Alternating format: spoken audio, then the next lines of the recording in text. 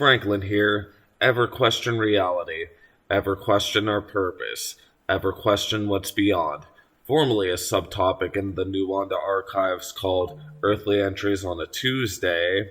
And beyond Nuanda, we will cover topics and stories of paranormal, supernatural, UFOs, philosophy, or just whatever of interest, along with follower requests. And today we'll be talking about the Jiangshi. Around the 1800s, the first depiction came from supernatural reflections found in the volume Random Notes at the Cottage of Close Scrutiny. Since I can't speak Chinese out of respect for the culture, I didn't try to pronounce the normal name. Jiangshi, meaning hard or stiff, was a term originally used to define a corpse, was cursed with rigor mortis, and immobile besides a hop with stretched arms. Their skin greenish-white, often showing some decay, often in the Qin Dynasty bureaucrat uniform. Unlike the folk terrors of pop culture in the West, this hopping vampire shares more qualities with a zombie than an actual vampire. But through the years, because of said horror movies, in the West, most people incorporate blood-sucking in the repertoire of the Jiangshi. The Jiangshi can be repelled by mirrors, the call of a rooster, hooves of a black donkey, and the wood of a peach tree. The deceased's sinister transformation can be linked to improper burial, magic rituals, suicide, and possession. The real origin story is bizarre as well. During the Qin Dynasty from 1644 to 1912, migratory workers laboring far from their ancestral home to be returned home for a proper burial when they have passed away, lest their departed spirits grow homesick. Lacking the funds for the transportation, grieving families usually hired corpse drivers to do said job with necromancy.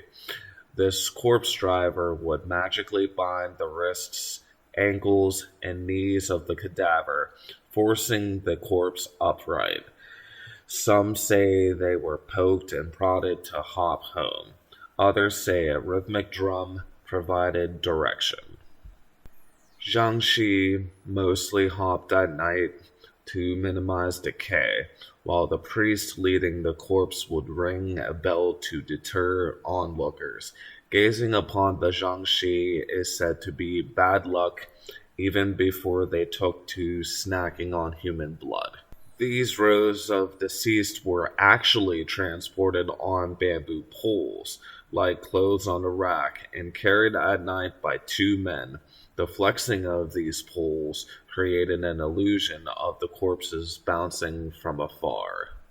Some other accounts tell of the corpse driver in heavy robes, face concealed by a mourning mask, who carried the cadaver on their backs with a man in front lighting the way, looking out for obstacles. Personally, the legend of the Jiangshi, it could be just a misconception. It could really be some paranormal type of instance. Unless we physically see one way or another, who's to say? But regardless, this story is actually very fascinating. At least I think so. If you're watching it, or if you're listening to this, or if you're watching this, if it winds up being on the YouTube, I'd like to know your input on it. Well, that does it with the story of the Jiangshi. I hope y'all enjoyed. I'm Franklin, and this is Beyond Nuanda. Take care of yourself in all aspects, and stay tuned with Fryndarr for the Nuanda Archives later this month. And until next time, see you later. Peace.